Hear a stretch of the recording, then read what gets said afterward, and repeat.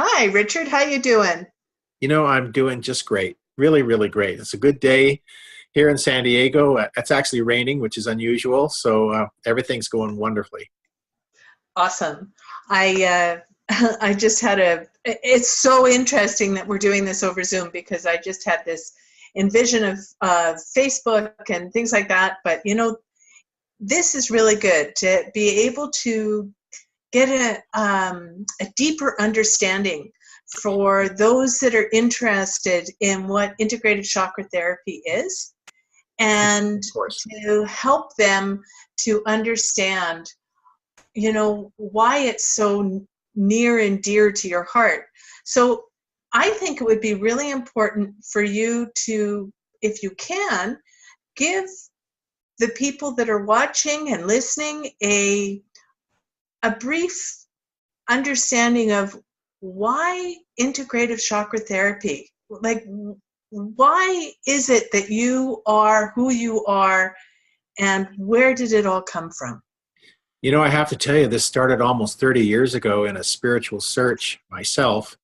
I wanted to know how we even came to be here. And of course, nowadays, words like energy medicine and energy psychology are so popular. Healing touch, cranial sacral, Reiki. But there was a time in the early 90s when this was pretty new. And I wanted to know how it is we even came to be here. So I started studying the chakra system. And I started studying it, of course, not just academically, but esoterically. And then I very quickly found there's quite a difference between chakras as you might read about them in a book and Right. chakras as you might intuit them through your higher sense perceptions. So I fell in love with this way of understanding the human being from a theory I developed called dominant chakra theory, that one chakra is more dominant and that the chakras affect the four archetypes of what it is to be a human being, mental, physical, spiritual, and emotional. And in about 7 or 8 years' time, I decided, I should probably be teaching people how to do healing work, how to do energy medicine, energy psychology, based on my growing understanding of how the chakras really work, how I felt they really work. And how did that come into?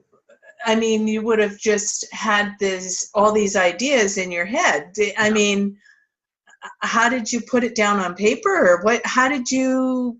I started to notice similarities. I had started doing spiritual counseling since probably 1989.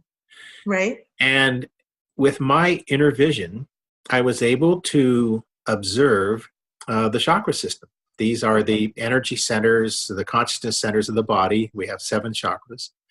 And I noticed they had characteristics. And so I was able to profoundly, deeply see the character of a person as it affected these 4 archetypes. So in the spiritual counseling and then doing subsequent subtle energy healing, I started to notice similarities. Just like being right or left-handed, you have certain similarities. So I started noticing, the second chakra, the lung below the navel, might have its own characteristics, its own unique intuitive abilities, but not the same as the third chakra. Or 3 or 4 people with a strong third chakra, let's say, but not exactly the same person, and yet same similarities. So yeah, I started to categorize this in my mind to say, I think there's something here that is worth noting, that it affects the character of a human being in this lifetime. So when I would be doing a private session, counseling session, which I still do to this day, I would notice these strengths and weaknesses in the chakras and then be able to assess, what that person could do in order to strengthen themselves, as well as the healing work that flowed through me. And I noticed very powerful healing flowing through me. And so by the time it got to about 1998, 1999, I thought, I should be teaching this to others, how to do this work. So, at that time, were there many others that were along the same path? No, Because, I no, mean, no, this was very new. There were other people in the field who were doing this work. Barbara Brennan, Hands of Light, Carolyn Mace, and I think Anodia Judith was also formulating her work pretty clearly at this time. But I wasn't so aware of their work, perhaps maybe Barbara Brennan's, as it was, I was so focused on what I was doing Right. and developing my own theory that I kind of went headfirst into this work and just started teaching students in the US. And then Canada came along, started teaching in both the US and Canada. And it's grown into what you see today. So this must sound silly, but we all go through obstacles. So you must have had some obstacles then that you went through in developing this as well. It was synthesizing my observations in such a way that when I related it to a person, that it would make sense to them. Because it's one thing for me to observe and say, okay, this is how this relates to me, but how could I relate it to the other person? So it's interesting you should ask that question, because when teaching integrative chakra therapy, which is what we're talking about as a form of energy medicine, the practitioner is not just allowing healing work to flow through them, but they have to make an assessment, which is not an intuitive psychic reading as much as it is they have to give an understanding of what flowed through them, which chakras were affected, and then relating to the person what that person can do in order to empower their life even further. So that form of doing healing work, which is on the one hand the healing itself, and on the other hand giving an assessment that relates to the other person that they can understand, formed the core of what ICT is today. Ah, very good. And that has helped you then through much practice, I would assume. Oh, immensely. To develop then like the different characteristics and the different understandings, because you've written 2 books on that then.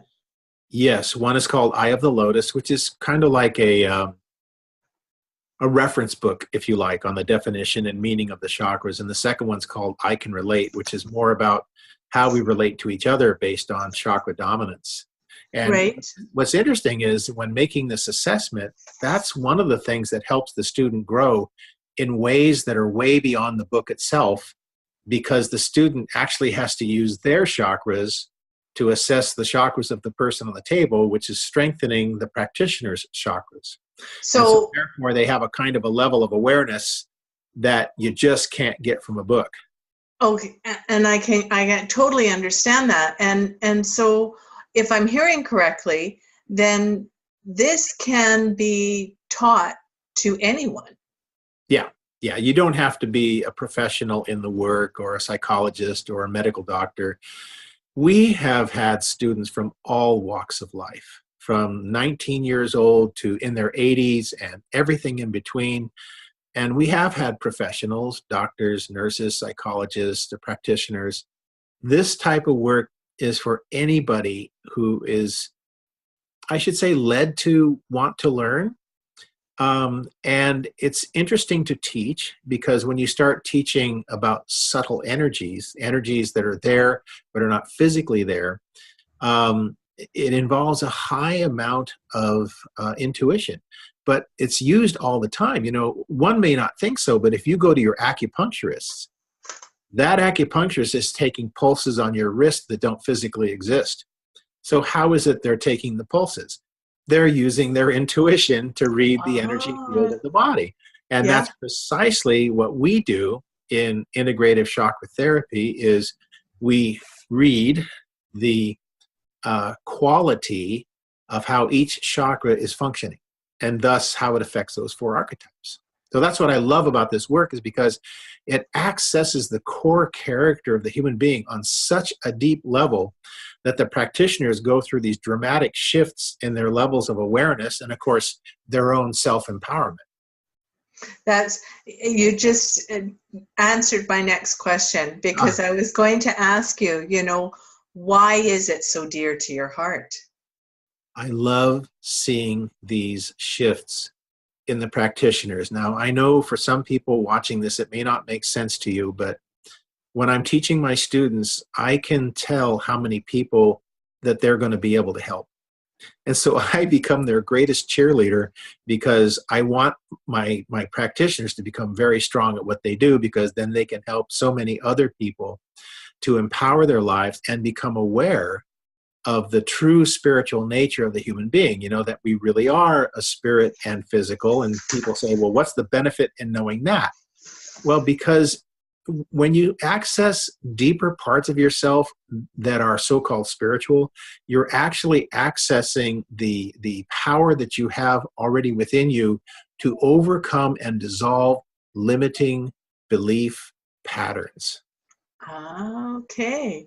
And can these belief patterns be from many lives, or are they usually just something we're born with? How does that relate to ICT and the chakra system? And it relates in a couple ways. And I'm so glad you brought that up, because, past lives are real. It's not smoke and mirrors. It is a fact that we do have past lives. And the true value of a past life is only how it affects this one, but we are the culmination of those past lives. And the other point is that practitioners, as they go through the course of study in ICT, they begin to perceive past lives automatically, simply because the way that they're being taught gently and safely helps them to awaken their chakras. And as the chakras awaken, the ability to perceive past lives just starts to come on its own. Of course, every practitioner is different. We all grow at different speeds in different ways. But the idea of perceiving a past life, again, to make my point, is only as relevant as how it affects this lifetime. So, when we're teaching very responsibly, that this is an ability that has to be approached in a mature way, a responsible way, an ethical way, and so forth. So we're very careful to teach in what my teacher used to call the safety way. And your teacher, who was your teacher? My main teacher was a marvelous man by the name of Dr. Hiroshi Motoyama. Hiroshi Motoyama. Among many things, he was the head priest of a shrine in Japan, and the founder and president of the California Institute for Human Science, where I am now and have been since 1992 as one of their first students. And he is an extremely accomplished scholar and spiritual being who's authored over 100 books, and so knowledgeable in the field of mind, body, spirit integration. And CIHS is a research institute and graduate school in the mind, body, spirit integration. That's really cool. And I know that you've been there for a while, and oh, yeah. and you knew him very well. Yes. So I want to touch on a few things, because there's going to be people that watch this video, and it's nice for them to have some background about you. Yeah. Where do you see yourself with ICT in the sense of helping individuals? For me as a practitioner? For you as a practitioner, but also for you as the founder, the developer, the theorist. Well, I guess there's three levels. One is for me as a practitioner too, because I still have, many clients all the time, all over the planet. So I have no desire to stop anytime soon. I love what I do so much, and if I did nothing else, ICT would be the center of my bloodstream. And then secondly is the actual school itself, where now, just last year, we graduated 4 ICT instructors who can now teach what I teach. So the school is now flourishing, and we have other instructors in the queue who are learning how to teach what I teach. And then thirdly, the goal is to have many, many practitioners in ICT who will use this form of healing work as the basis to help people transform their lives in a really profound, deep, spiritual way, so that people are awakening spiritually. And having said that, the idea is that we grow as much as we are capable of growing. We're now doing much more online. We're offering some of ICT online, perhaps, maybe all of it someday. And so from the third aspect of the idea of developing practitioners, that too is growing very quickly. That's wonderful. And it's nice because, there are lots of people today that don't understand what even the human energy field is. Right. And so you teach that, obviously. Yes. And therein lies the one of the most interesting things about ICT is that you can read books on chakras, but it's not the same thing as really understanding it from an experiential point of view. It's like you can read books on oranges, but it's not the same thing as actually tasting one or reading about golf and playing the game. So this type of work broadens you in ways that cannot only be understood intellectually.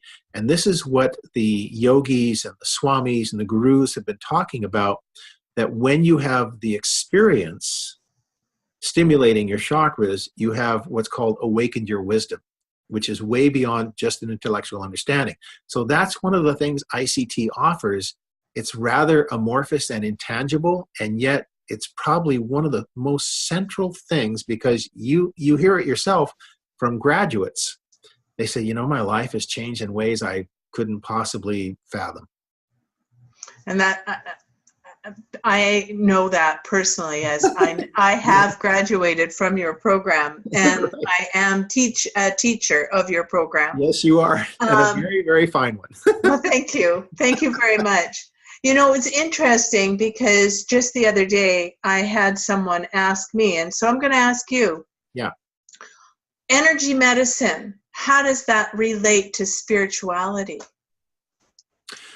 That's a very good question, because the term energy medicine implies that, number one, you're working on a level called energy, which is not related to time and space.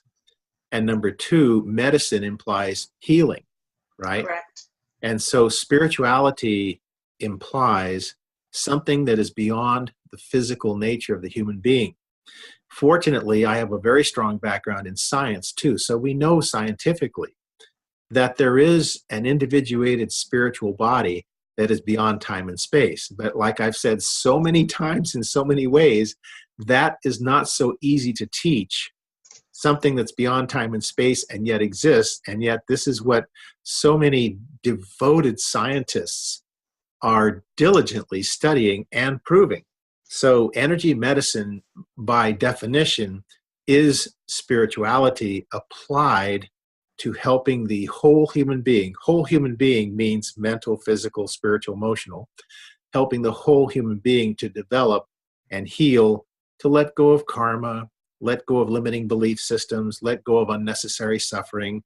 Because the thing about growing spiritually is you become aware of those patterns through your own self-empowerment and inner growth.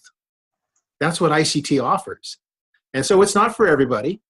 It's not for everybody, but one of the best ways to take ICT is to maybe perhaps listen to this video and ask yourself, how do I feel about that?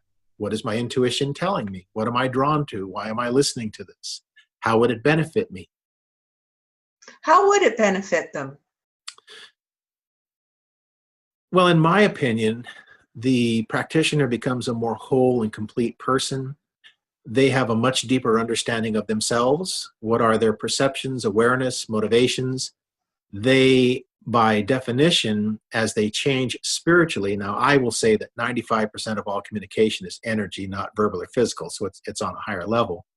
But as the practitioner empowers themselves, they actually affect the entire constellation of relationships, whether it's familial, parental, social, work, and so forth. So not only does the practitioner develop themselves on a very deep and profound level, but they have the tendency to affect all of these other levels of relationships.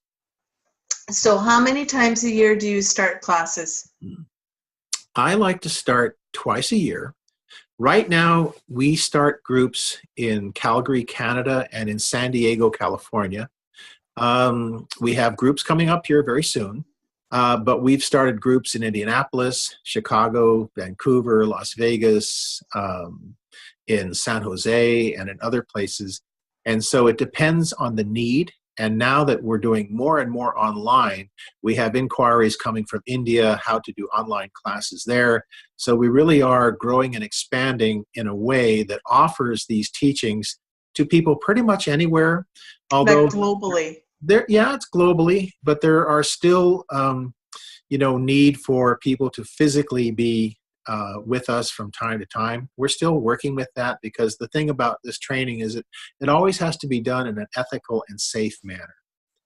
So for right now, we're starting 2 courses every year in the winter and in the fall in the U.S. and Canada. Wonderful.